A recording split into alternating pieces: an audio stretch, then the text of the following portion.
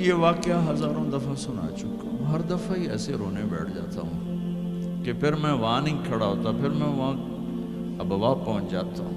میں دیکھتا ہوں 6 سال کی عمر میں میرے نبی کو اللہ نے یہاں اتنا بڑا امتحان دیا کہ جنگل میں ماں کو موت دے دی۔ 25 سال کی عمر میں ماں مر گئی، اچانک مر گئی، کوئی بیماری نہیں، کچھ نہیں، جس کو آج ہم ہارٹ اٹیک کہتے ہیں، ہارٹ فیلئر کہتے ہیں۔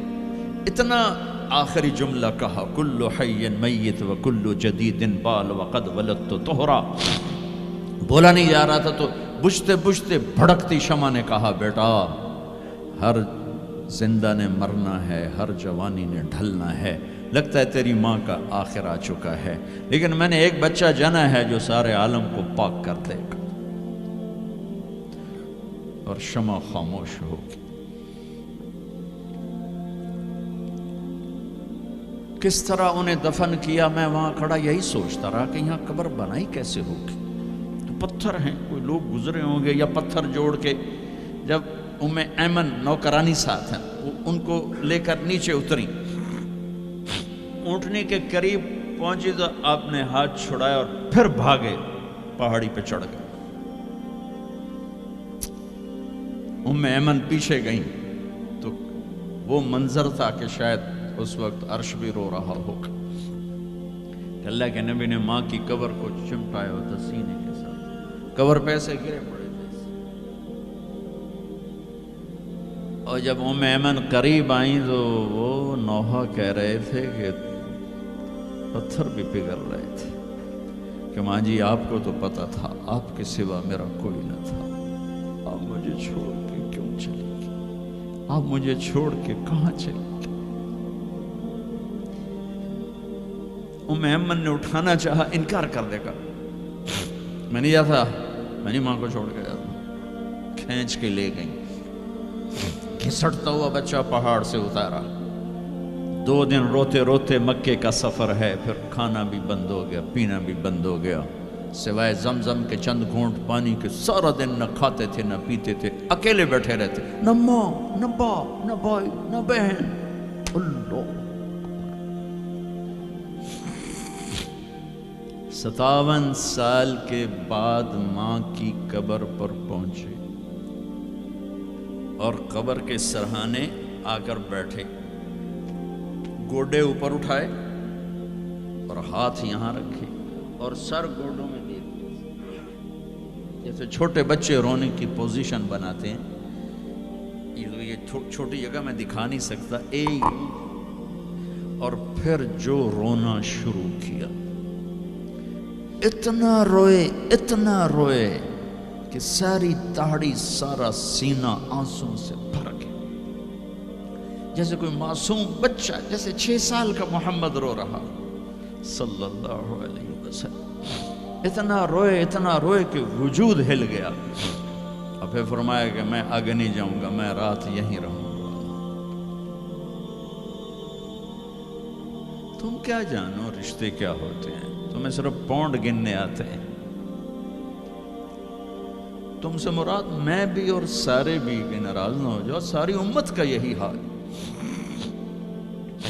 رات وہاں گزاری، ہائے کیا کہہ رہے ہیں، کاش میری ماں کبھی ہوتی، میں ایسی خدمت کرتا کہ بریڈ فورڈ والے بھی یاد کرتے ہیں، میں ایسی خدمت کرتا کہ میں عشاء کی نماز کے مصلی پر کھڑا ہوتا اور سورۃ فاتحہ پڑھ رہا ہوتا، اور پھر ادھر سے میری ماں کہتی محمد، تو میں نماز توڑ کے کہتا لبیک اماں جی، ماں جی حاضر ہوں، ماں جی حاضر ہوں۔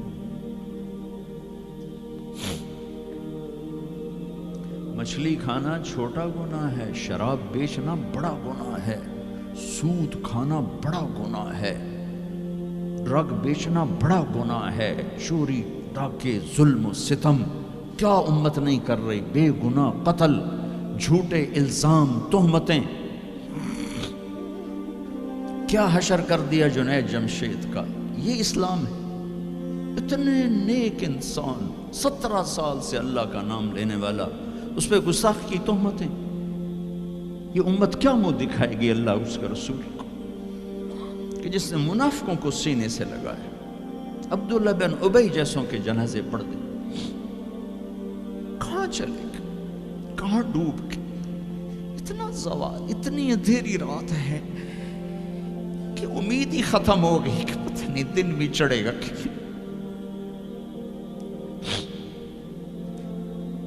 دین کے نام لینے والے جب دین کو ذبح کرنے پہ آ جائیں, ممبر پہ بیٹھنے والے جب نفرتوں کی آگ بھڑکانے لگے, کس سے غلطی نہیں ہوتی. ایک پاک انبیاء کی ذات ہے جن کی زبان پہ اللہ بولتا. باقی طارق جمیل روزانہ مجھے 40 سال ہو گئے بیان کرتے ہوئے, میں خطا نہیں کروں گا تو اور کیا کروں گا. مجھ سے پوچھو تو صحیح, میں غلطی سے کہہ گئے, جان بوجھ کے کہہ گئے, ہو سکتا ہے میں نے غلطی سے کہہ دیا. اللہ نے توبہ رکھی ہے, کفر کی توبہ. یہ میں درد سے بول رہا ہوں, زوال ہے, زوال, خوفناک زوال ہے. جب ممبر پہ بیٹھنے والے دین سے اتنے دور چلے گئے, عوام کا کیا. طلحہ نے نبوت کا دعویٰ کیا اور لڑائی کی صحابہ سے.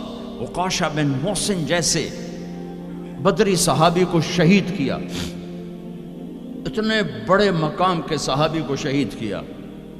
اور حضرت عمر کے زمانے میں توبہ کرنے آیا, آپ نے گلے لگا لیا, توبہ تو سب کفر کے نبوت کے دعوے. میرا اللہ کہتا ہے میں تو ہر بیان میں کہہ رہا ہوں کہ دھرتی گناہوں سے بھر کے ایک دفعہ کہو یا اللہ میری توبہ, تو اللہ کہتا ہے جاؤ سب معاف کیا. یہ میں زوال بتاؤ, آج امت کتنی پستی میں چلی گئی ہے, کس قدر فرقہ واریت نے ایک اجتہا کی شکل اختیار کر لی ہے. ایک دوسرے کو سلام کرنے سے کہ کافر کافر کافر, کتے خنزیر. میرا نبی ایسے بولتا تھا. میں انسان ہوں, بول رہا ہوں, بولتا بولتا کوئی غلط جملہ بول سکتا. گستاخی کا جان بوجھ کے کرنے والا یقیناً دائرہ اسلام سے عمل چھوڑنے سے آدمی کافر نہیں ہوتا, گستاخی کرنے سے, نماز چھوڑنے سے کافر نہیں ہوتا, گناہگار ہے. نماز کی گستاخی کرنے سے وہ دائرہ اسلام سے نکلتا ہے, لیکن اس کے لیے بھی توبہ کا دروازہ کھلا ہوا ہے. لیکن یہ کتنا تعصب ہے, نفرت ہے کہ ایک آدمی کی 17 سال کی پاک زندگی کو ایک غلطی پر کفر بنا دیا. یہ گراوٹ ہے, زوال ہے. ہمیں بندر خنزیر بنانے کے لیے فرقہ واریت ہی کافی تھی. اس کملی والے کو دعائیں دو جس نے حسن حسین کو ذبح بنے دیا. تمہارے لیے ہاتھ اٹھو, میری امت کے ساتھ کیا کرے گا, پوچھ کے ہو. اور وہاں سے جواب آتا ہے ساتھ دوں گا.